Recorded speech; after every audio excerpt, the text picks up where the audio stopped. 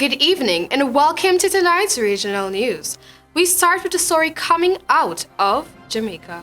Fresh concern is being raised about the increasing number of younger women who are being diagnosed with breast cancer in Jamaica, even though a large percentage have had no family history of the disease.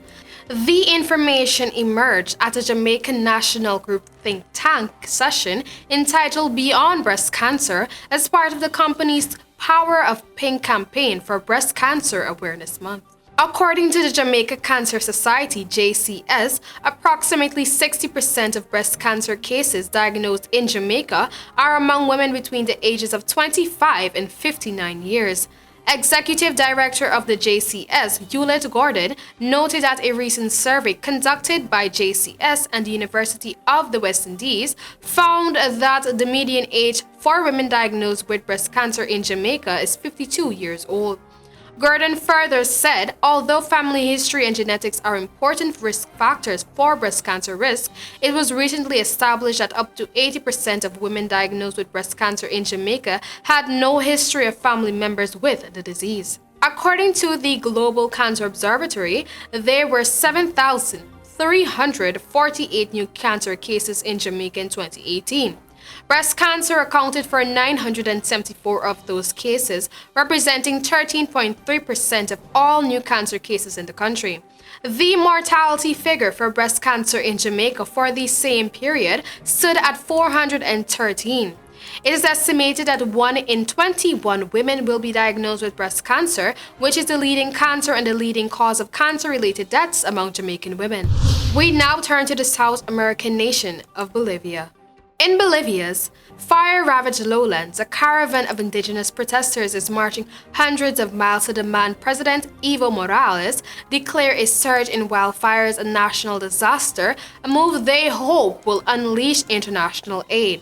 Morales has been reluctant to make the designation despite growing calls that he acknowledge the fires, which have already burned an area bigger than Costa Rica, were beyond his government's control.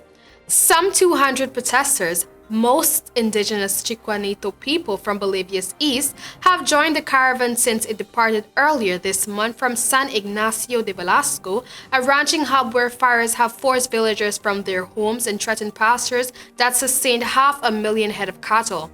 They aim to reach regional capital Santa Cruz de la Sierra, where the demonstration is expected to expand into a show of force of indigenous people from the lowlands who feel abandoned by Morales' government. Morales, South America's longest-serving leftist leader, is Bolivia's first indigenous president, hailing from Bolivia's largest indigenous group, the Aymara.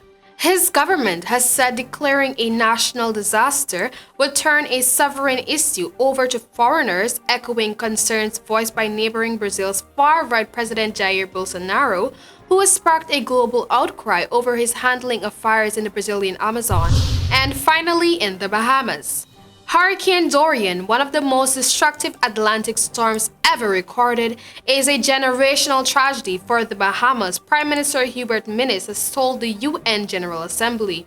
And he has urged fellow world leaders to treat the climate crisis as the greatest challenge to the planet. His plea came nearly 1 month after Hurricane Dorian devastated two major population centers in the archipelagic nation, Abaco and Grand Bahama. Hurricane Dorian slammed the two islands in the northern Bahamas, causing a confirmed 56 deaths so far. 600 people are still missing. At its peak, the hurricane packed winds of 185 miles per hour and generated storm surges as high as 23 feet. Prime Minister Minnis described Hurricane Dorian as a physical apocalypse for some communities including Marsh Harbor, the formerly picturesque main town of Abaco, now reduced to rubble. Although the hurricane has left Bahamians heartbroken, he said citizens are grateful for international assistance received in the aftermath. Prior to Dorian, the Bahamas was hit by major hurricanes from 2015 to 2017. Hurricanes in the region have grown increasingly lethal over the past 3 decades, according to Minnis. He expressed support for the UN Secretary-General's strategy to address the climate crisis, including his call to provide concessionary financing to affected nations. And that was all for tonight's regional news.